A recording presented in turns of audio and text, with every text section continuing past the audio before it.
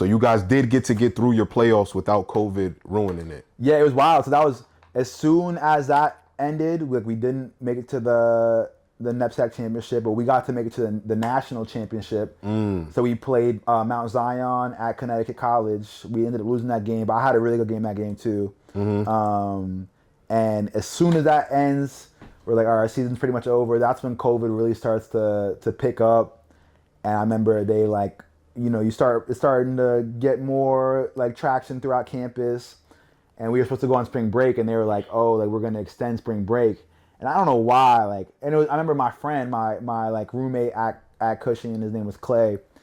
He was like, bro, we're like, this is over. We're not coming back. And I'm like, dude, like, why are you saying that? He's like, bro, I don't know why, but I have a feeling like this is the end. Yeah. And then lo and behold, we left for spring break, and we never went back. Never went back. So, but we got lucky in that we didn't have to miss any games, and we kind of got to finish out our season. I mean, obviously we didn't win, but still, it was the timing of it worked out. Was the national prep tournament was that completed by then, or did those guys that remained still have games? I want to say it got canceled. I think the championship game got canceled. And what about your conference title? Did that get the conference game? Yeah, so Wilbraham and Monta ended up winning. Okay. And because that was right before the national thing, so the NEPSAC got to finish through, but I want to say the national one got stopped maybe a game or two short, because just COVID and everything. But yeah, we got a little lucky in that. Okay. And you were named your team's most improved player. You were first team all league and third team all New England, which, man, it's a hell of an accolade to be third team all New England, considering the pros, never mind the high majors that are leaving every year. How did it feel to collect those accolades? It was awesome. I mean, I think we wanted to win that game, win the championship, and so that was a little sour. But then it kind of ended on a high note, and knowing that this year like really paid off, I think was a great feeling. Because going into it, to some extent, it was a gamble. Like I think I kind of had did the best I could in terms of making an educated gamble, but it doesn't always work out. So for me to kind of look back at that year and be like, what, individually I was able to do well and kind of accomplish my goals, it was certainly a great feeling. So I was excited. Most definitely. Zay, COVID is now, this is spring of 2020. COVID is ravaging throughout America, specifically the northeast of America. You can't get in the gym. How are you preparing for college? Yeah, it was crazy because I'm like, man, like, we kind of, I remember thinking, like, obviously we didn't know what to expect about COVID, but I was like, it was a weird time because, like you said, they took down all the rims and the parks, like the city was a ghost town. But I got really lucky in that at the time my aunt worked at a preschool in Brooklyn, and obviously they had shut down. But in that preschool, I wouldn't really even say it was a gymnasium, but they had a hoop and like this kind of like, it almost was it was wooden floor, but it was a weird but it was a gym. So they had like one kind of standalone hoop and enough space to kind of do what you had to do. And my aunt gave me the keys to the building because she ran the school at that point. And she was like, yeah, no one's here right now. As long as you're safe and not like spreading germs or like bringing people in, like you can use the gym. So, once I kind of got more like, okay to leave the house a little bit, I would just bike there every day and use that gym. So I was able to kind of stay in shape and kind of stick with it. It wasn't, ideal, but at the time, it was like a gold mine. Like, absolutely. I remember I would post videos, well, not so often, but everyone would be like, yo, like what gym is that? Yeah, like, that was like having gold at the time. Dude, it was crazy. So I'm like, nah, like, I can't even do that right now. So I was able to kind of, stay ready and kind of prepare myself for the season. What's going through a teenager's mind? And I mean, you're not 25 yet, right? Nah, I'm about to turn 24. So your brain is not even fully developed scientifically. So you'll think about it differently when you're 30. Yeah. But what is a teenager thinking about COVID and just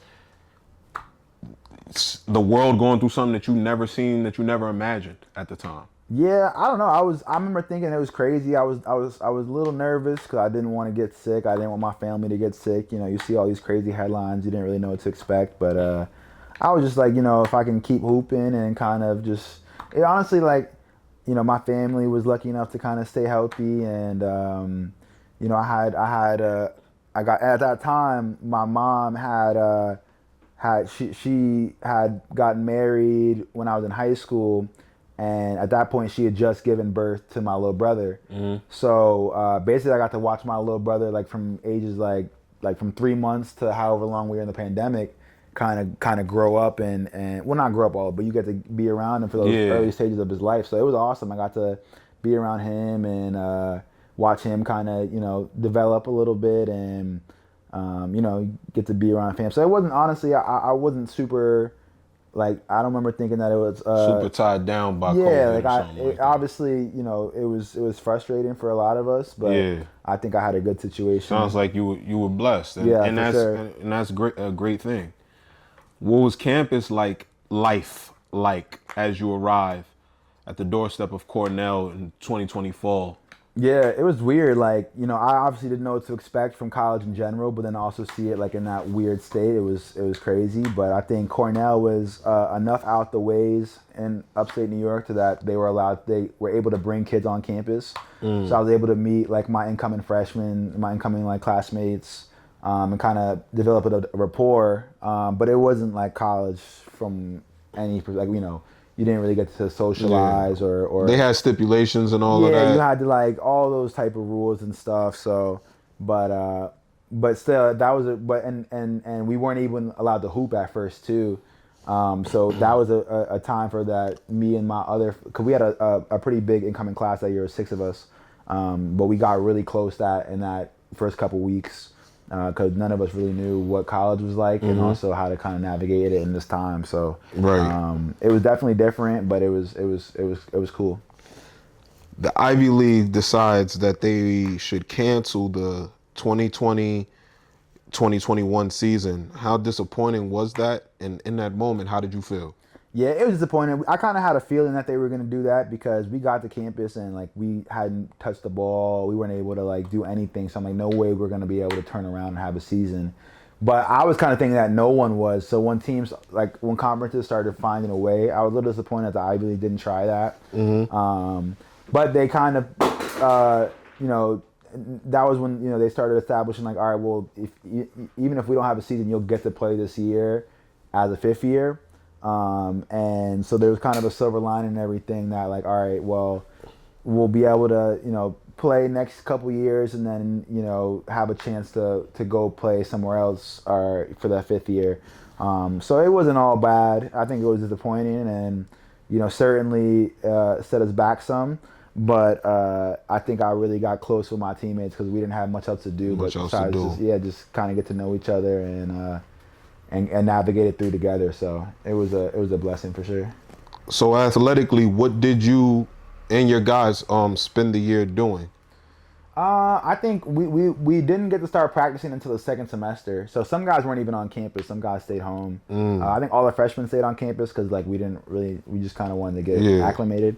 But that first semester, like we really couldn't do anything. Like we would go to the park. There was like a park, like a small elementary school playground around the corner. We would go hoop there, and then we'd hoop at like the YMCA. But other than that, like we didn't get to really interact with our coaches like that until the second semester. And that semester, the second semester, we've kind of started to getting like practice formation, like start to be part of a team, but it still wasn't anything concrete. But that time, so going into Cornell had been kind of a bottom tier Ivy League program for like ever since like 2010 when the last time they were good. And Coach Earl had been there for a few years, and I think that time he talks about it a lot during COVID, having time to think and kind of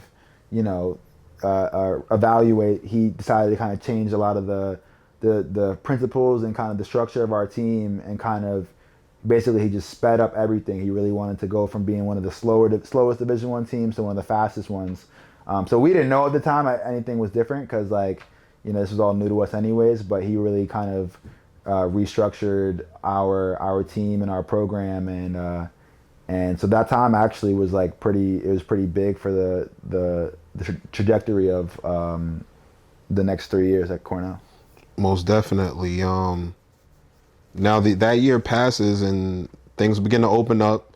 How are you preparing now for the following year where you know, all right, I'm going to have a season? And how anxious are you to get back to playing? I was super anxious. Like I was ready. Like a year off from basketball. Like, I hadn't played a game since that national tournament game. So like over a year.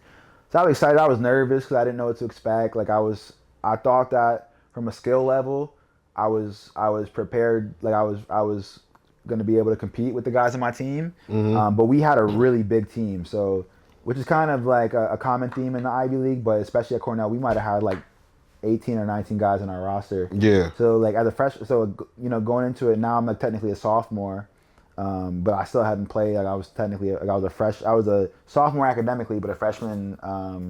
Like eligibility wise, yeah. But I didn't really know what to expect. But I was kind of just like ready for the experience. Now it's like our first time being on a college campus when kids are like partying, doing that stuff, like going to class. So it was a lot. Like that first year was a lot, but it was and you have these goals for yourself that you set, these kind of things that you see. So I was like, I wanted to do well, I wanted to succeed, but I didn't really know what to expect until we started playing. Okay.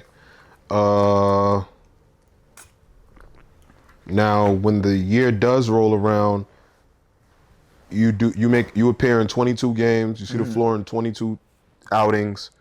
You average only 10 minutes per game. Was it tough only seeing the floor for that amount of time and not playing that minuscule amount of minutes in who knows how long? Yeah, that year was a really like pivotal year in my basketball career because I thought that I was good enough to play and compete with the dudes on my team. But talk to us about it, man. That was like the first time like I'm really learning what it means to be on a college basketball team. Like coaches at this, like I was really like self-centered and everything. So I thought that everything, like if coach wasn't doing this, it was because it was about me. Like, I thought everything was about me.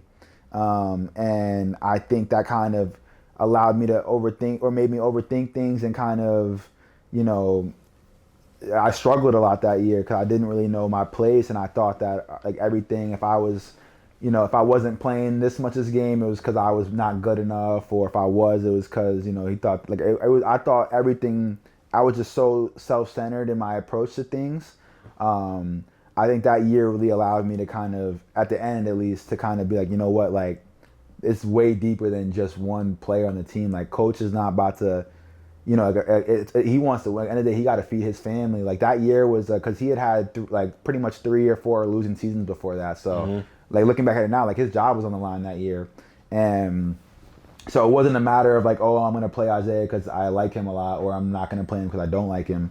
It was a matter of like, how are we gonna win basketball games in the Ivy League? And I didn't understand that until like the end of the year.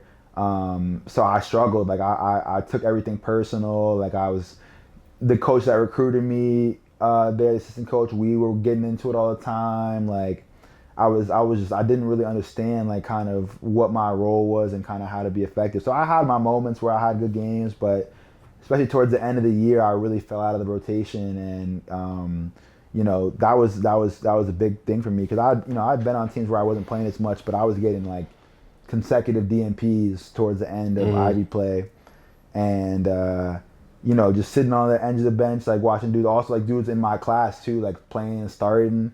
It was humbling and motivating for me because now I'm like, all right, like I've worked my whole life, but now I got to be a little smarter about my approach. Like, what are these guys doing that is helping them get on the court? What does coach value? Like, what is because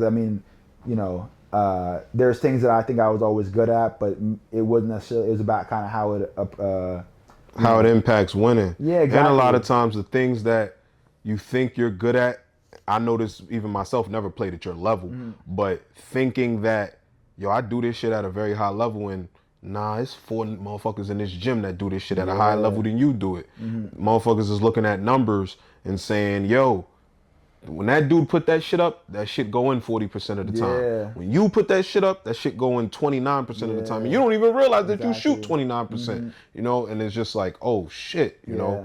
So that's tough. It's tough. Yeah, It's tough to understand when you're young. Yeah, for sure. Like the analytics of basketball, I never really was hip to. Like you said, percentages was all important, like ratios. So I just remember thinking at the end of that year, like especially like those last couple games, like I didn't play, and I'm like, all right, I don't know what my rest of my basketball career is gonna look like, but I want to be on the court. So I'm like, Yeah. I'm in my off season, like I'm gonna be so structured in my approach, like. I'm gonna, be super analytical, watch all this film, like, cause I'm gonna get on the court consistently next year, and I just got to figure out how. So I, just started studying with my teammates that like the guys who played the most minutes, the guys who scored the most points, like how are they doing that, like, and kind of just applied that to my game and the things that I was already good at. So that was like a big learning year for me, for sure. Like I think definitely that was super eye opening.